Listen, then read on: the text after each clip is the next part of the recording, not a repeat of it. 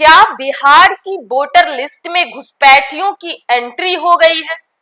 चुनाव आयोग के एक बड़े खुलासे ने सियासी बवाल मचा दिया है।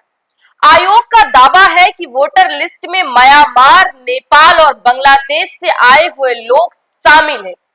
1 अगस्त से जांच शुरू होनी है, लेकिन सबसे बड़ा सवाल यह है कि ये लोग आए तो आए कैसे, और जब आए तो इतने दिनों तक ये घुसपैठ ये छुपे कहां रहे, और सबसे बड़ा सवाल इसका जिम्मेदार कौन है।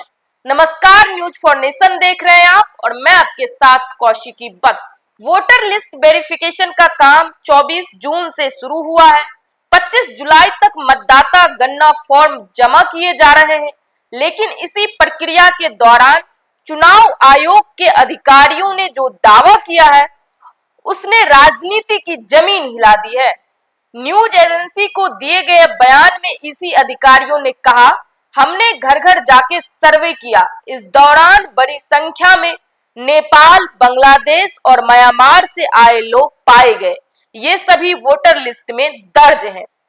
चुनाव आयोग के मुताबिक 1 अगस्त से ऐसे संदिग्ध नामों की जांच शुरू होगी।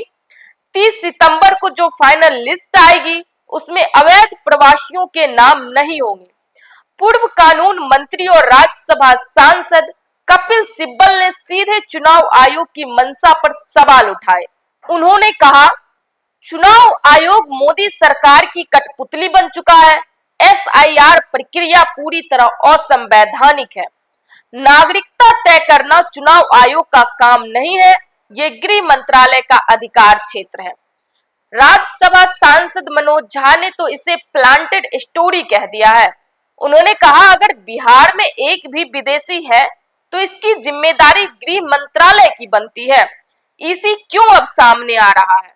यह नफरत फैलाने की एक रणनीति है जिससे राजनीतिक लाभ उठाया जा सके। तो अब सवाल कई हैं, इसी को ऐसे विदेशी नाम अब क्यों दिखे? क्या इससे पहले के चुनाव विदेशी वोटरों के साथ कराए गए थे? ये लोग वोटर लिस्ट में कैसे शामिल हुए? और अगर विदेशी हैं तो किसने इन्हें भारत का नागरिक बनाया? बिहार में इस साल चुनावी साल है, लेकिन मतदाता सूची इस बार विपक्ष को नया हथियार के रूप में मिल गया है।